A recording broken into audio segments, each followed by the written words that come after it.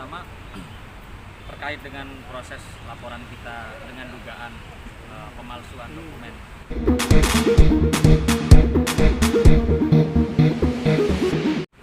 atau akte kelahiran, yang pasti kami serahkan sepenuhnya pada pihak penyidik dalam hal ini yang memproses alat-alat bukti dan keterangan-keterangan. Artinya kami juga tidak berkapasitas untuk menyampaikan perkembangan-perkembangan seperti apa. Tapi di luar itu, ya, di luar dari persoalan hukum, tadi saya juga sudah melihat ada beberapa cuplikan yang menyampaikan bahwa saudara A itu tidak pernah melakukan suatu perbuatan kekerasan dalam rumah tangga. Ya, tentunya itu sangat disayangkan. Ya, kenapa? Karena memang peristiwa itu seperti yang disampaikan oleh klien kami, Ibu Aska, peristiwa itu ada dan berulang berkali-kali. Namun demikian, ada beberapa peristiwa terkait dengan KDRT. Menurut dari keterangan klien kami itu, pihak keluarga dari saudara A ini memohon kepada klien kami Aska untuk tidak melanjutkan atau melapor di proses hukum. Artinya bukan peristiwanya tidak ada, ya, peristiwanya ada. Begitu ya, Bos. Gimana Bang tentang dia mengatakan bahwa dia tidak menyangkal dan juga tidak bilang bahwa dia benar, tapi dia bilang biarkanlah proses hukum yang berjalan tentang pemeriksaan bahwa pemalsuan akta kelahiran. Dia bilang biarkanlah pemeriksaan yang akan berjalan. Gimana menanggapinya, Bang? Ya, saya juga sependapat, biarkan saja. Saya yakin pihak penyidik, khususnya penyidik Polda Metro Jaya juga profesional, ya. Artinya kita serahkan sepenuhnya untuk kasus dan penyidikannya di pihak kepolisian. Karena dia sempat juga bilang dia tidak merasa bersalah, kata dia. Ya, mungkin kita kan bikin akte itu kan bukan karena saya juga ada orang yang kita suruh gitu. Dia sempat kayak menyangkal seperti itu. Ya, nanti biar proses pembuktian aja lah yang berbicara, ya. Jadi jangan kami yang mendahului proses penyidikan, biar nanti saja proses hukum yang bicara. Oke, Aska, untuk ini bagaimana dia akan menemui ibu kamu, dia akan bilang ajak media untuk berangkat ke Kalimantan untuk menemui ibu kamu dan menyerahkan anak yang masih di bawah umur, kata dia. Nah, Sia bilang justru malah dia yang mendapat kekerasan dari kamu. Tanggapannya gimana? Kekerasan yang mana? Seperti yang dia tuduhkan ke kamu, justru malah sebaliknya, kata dia. Bukti aja. Kalau ngomong doang kan semua orang juga bisa ngomong. Kalau yang pemukulan di saya ya pasti ada buktinya kan. Udah visum juga macam, dia juga dipanggil di Polres Selatan. Dan memang ada kayak kata yang mengakui dirinya salah di bukti chattingan gitu. Pada saat saya laporin di Polres. Ini salah satunya. Nomornya. Ini nomornya Alif. Boleh tunjukin? Boleh tunjukin? Memang ada, dia mengakui sih kesalahan dia. Gitu. Bagaimana tanggapan Aska bahwa dia sempat ngerasa semalam dia bilang ada orang imigrasi yang sempat menakut-nakuti datang. Katanya Kak Aska bahwa orang yang ngaku-ngaku sebagai wartawan dan orang imigrasi. Ya udah tinggal tunjukin aja siapa orangnya. Tapi emang kalau buat ketemu anak susah nggak sih? Dia bilangnya susah. Dia bilang sangat sulit untuk ketemu sama anak, sangat sulit sekali saya. Gini deh, ambil contohnya aja yang kemarin ke rumah aja dia jebak saya. Gimana mau ketemuin lagi? Nanti nextnya bakalan dijebak seperti apa lagi? Yang kalian bisa lihat kan di cuplikan ada dia kayak publishkan rekaman. Ya kan? Kak Aska, mungkin kemarin Bang Ali Fadli juga bilang dia menyesal kenapa sih ini kan masalah keluarga, tapi kenapa sih dibawa-bawa ke media? Ya tidak perlu diumbar-umbar, kata dia, tidak perlu diumbar-umbar ke media, cukup diselesaikan dengan mungkin jalan kekeluargaan atau apa. Dia mungkin kayaknya dia sedikit sudah melemah dan berharap minta jalan kekeluargaan kayak.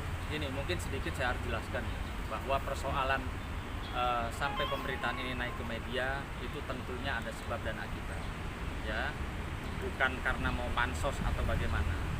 Apalagi saya pribadi dan tim kuasa hukum tidak berpikir untuk mau pansos atau bagaimana, karena mohon maaf sekali ya, saya juga udah cukup terkenal, jadi nggak perlu saya pansos. Namun demikian ada hal-hal yang istilahnya memang harus diinformasikan atau harus diangkat ke media. Supaya apa? Supaya tidak terjadi lagi hal-hal yang sama yang dialami oleh Ibu Aska terhadap orang lain atau wanita-wanita lain. Ya, dan ini juga saya rasa bisa menjadikan pembelajaran kepada warga negara asing, ya sekali lagi kepada warga negara asing yang datang ke Indonesia untuk tidak berlaku dengan dugaan-dugaan pelanggaran pidana gitu. Jadi sangatlah tidak betul kalau saya lihat kemarin tuh ada statement bahwa Aska seolah-olah suka bikin sensasi apa. Tidak, itu tidak betul. Ya, tidak betul sama sekali.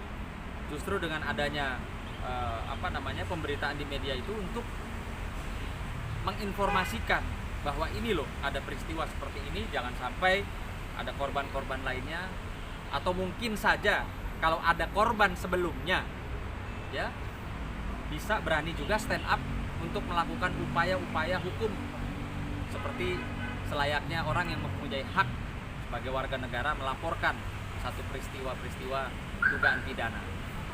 Nah, Kak, mungkin waktu itu kan pernah nunjukin foto yang ini ya, yang letak-letak. Nah, kalau kata Alif sendiri itu nggak sesuai dengan BAP dan hasil visum. Tanggapannya seperti apa? Terserah dia mau ngomong apa sih. Dia juga tahu tuh kalau bisa dia berani sumpah nggak demi anaknya untuk bicara kalau dia nggak pernah melakukan KDRT itu. Ya, jadi gini Mas, ya kita perlu sampaikan. Yang pertama bahwa klien kita melapor itu udah pasti ada dasar hukumnya, ya. Kenapa proses ini sudah berjalan dan kita tahu bahwa polisi sangat profesional.